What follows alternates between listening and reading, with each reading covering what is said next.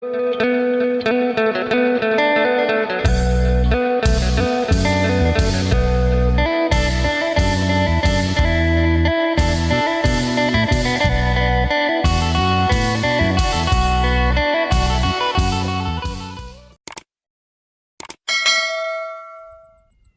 สบายดีและสวัสดีพ่อแม่พี่น้อง FC กันมืดสุขูสุคนประวัติทางฝั่งลาวทางฝั่งไทยหรือต่างประเทศยินดีต้อนรับเข้าสู่ช่องบ่าวจำมั่มอีกแล้ว ตอนนี้เพิ่นมาส่งน้ำบ่าวจำมั่มแล้วไปส่งแม่เท่าขั้นตอนบ่าวก็จะไปถ่ายอยู่เตาถ่านมัน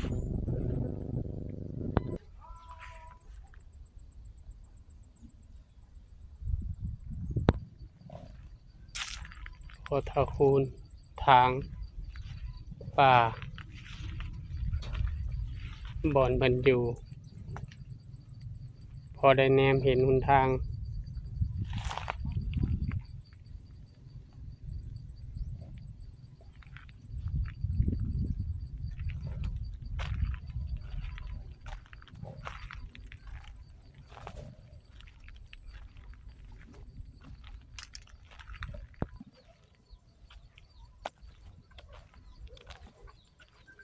บรรยากาศอยู่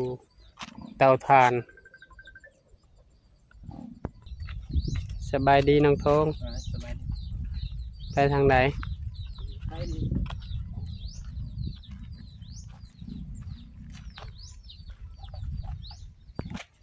สบายดีน้องต้นเป็นอะไรเมื่อยใครแน่ละบ่ใครแน่แล้วจะหน่อยเพิ่นมาส่งน้ำได้ยังกินแรงแก้วบ่มีคือบ่ไปสีดเบ็ดไข่เห็นอะไรกินเจ้าเห็ดเองบ่ทอดแกงก็ได้แกงใส่ผักบัวมีบ่ผักบัวแกงใส่ผักบัวน้ำเดือดๆแล้วตอกไข่ลงแกงส่วนน้ำมีแห้ง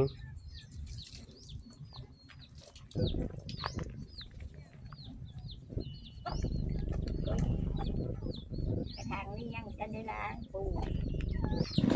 สบายดีน้องเอนาสบายดีเม็ดเท้า บาดนี้ เป็นพาน้องตุนไปล้างรถอยู่แคมป์น้อง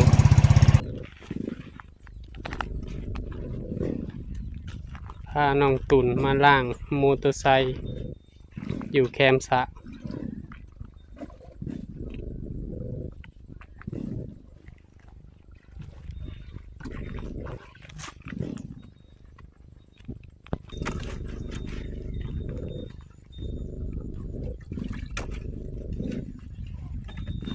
ทูให้มันร้อนๆ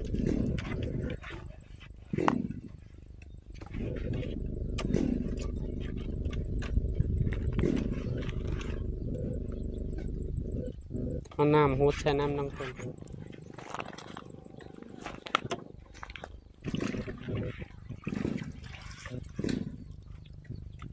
บอกเป็นล้างรถเพราะว่ารักษาไว้ขี่ดนๆบ่ให้มันเพเนาะพอวีดยามพ้นแล้วผ่าทูเลย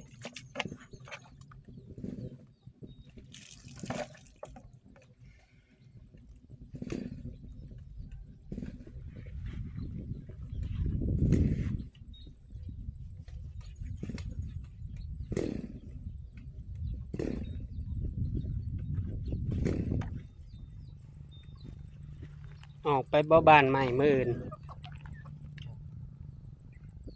ประตุนออกไปซอยเวียกเพิ่น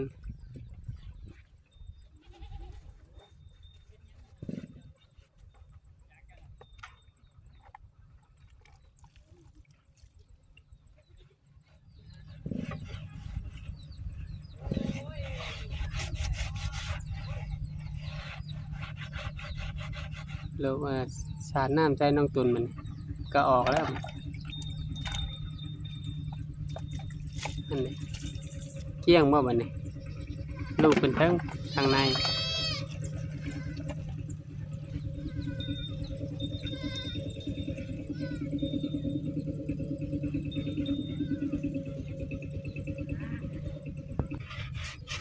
จุ่มน้ำเสร็จแล้วก็เฮาก็ฉีดน้ำใส่มันก็ออก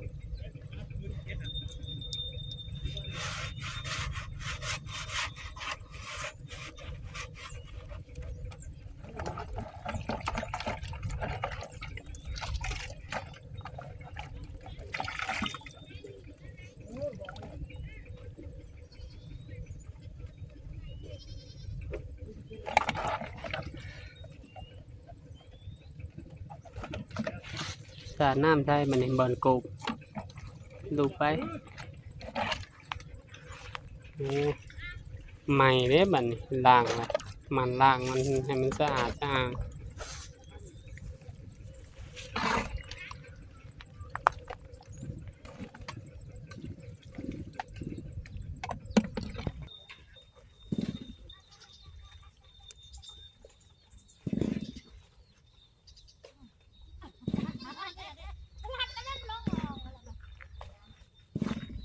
ถูข้างใน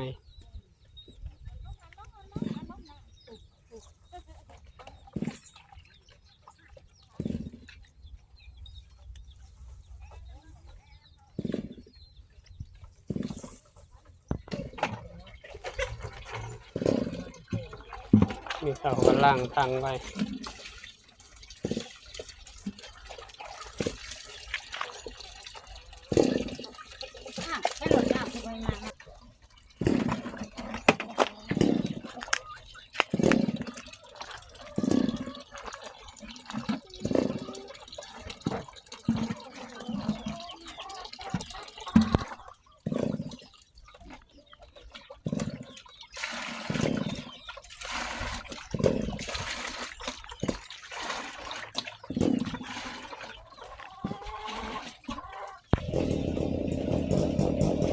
น้ำส่งน้ำ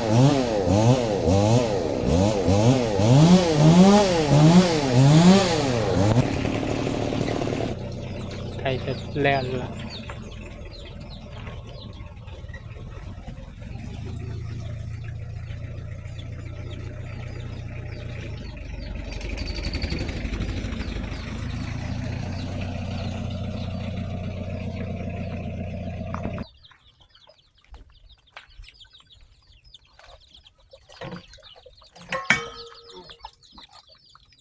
เจ้าเกลือไก่แล้วบ่ไม่เท่า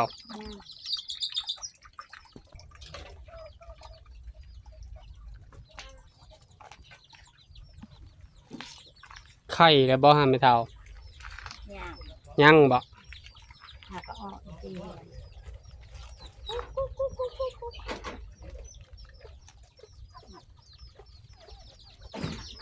ไม่เท่าเกลือไก่ห้ำแก่ห้ำอ่อนปนกันเลยบ่ไม่เท่า เอ๊ะทำกัน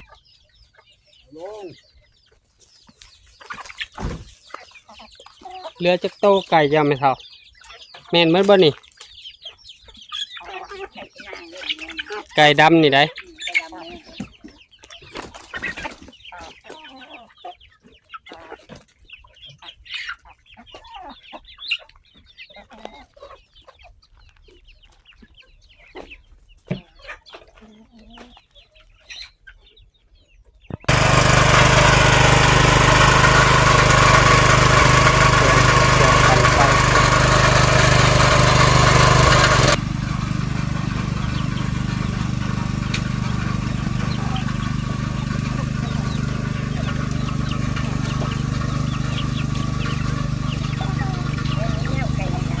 อ๋อ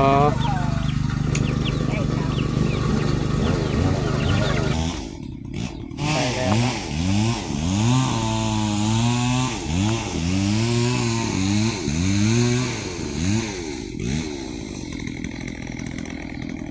มันล่างละเอียดเนาะ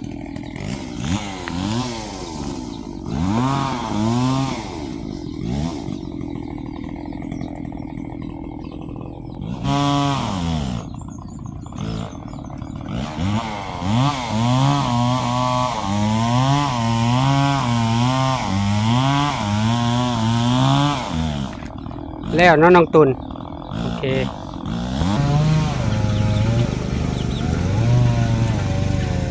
รู้บ่ชาวแอนนาบ่ใหม่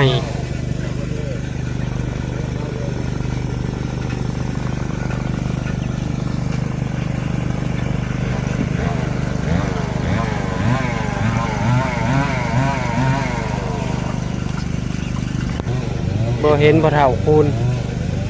ย่านกันไปอั่นหวานแห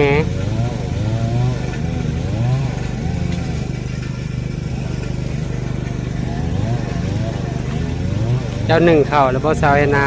นั่งหนึ่งอยู่ กำลังหนึ่งเจ้าในเฮ็ดหยังกิน แดงกินน้ำจักไม่ทำก็ไม่ทำกินกิน อ่า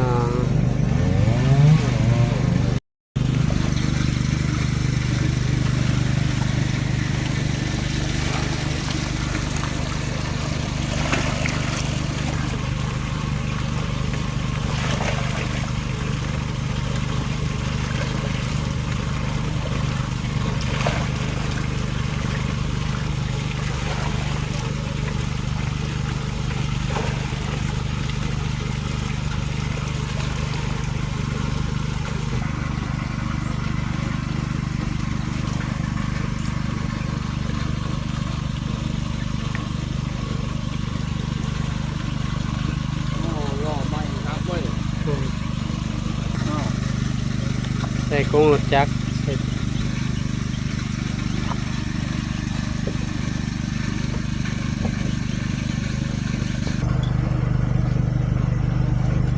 ล้างแล้วเนาะงามเอาบัดนี้ล้างรถใหม่สะอาดดี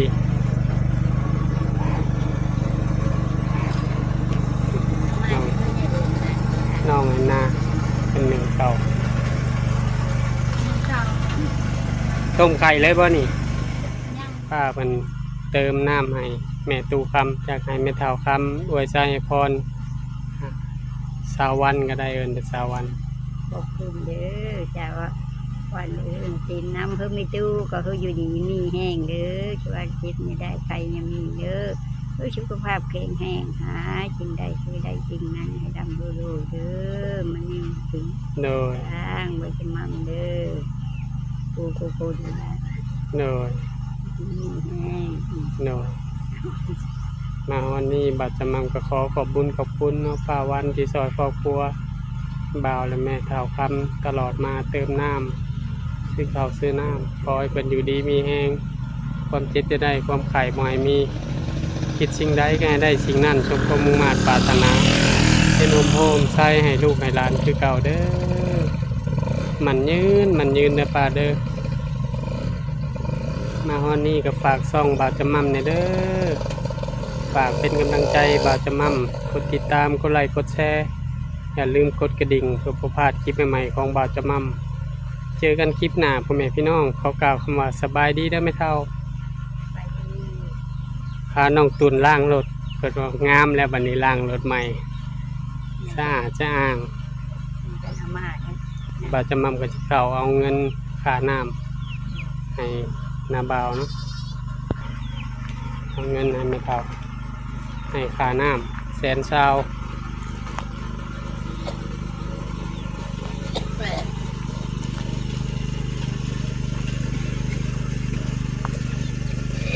ให้เพิ่นลดแม่เฒ่า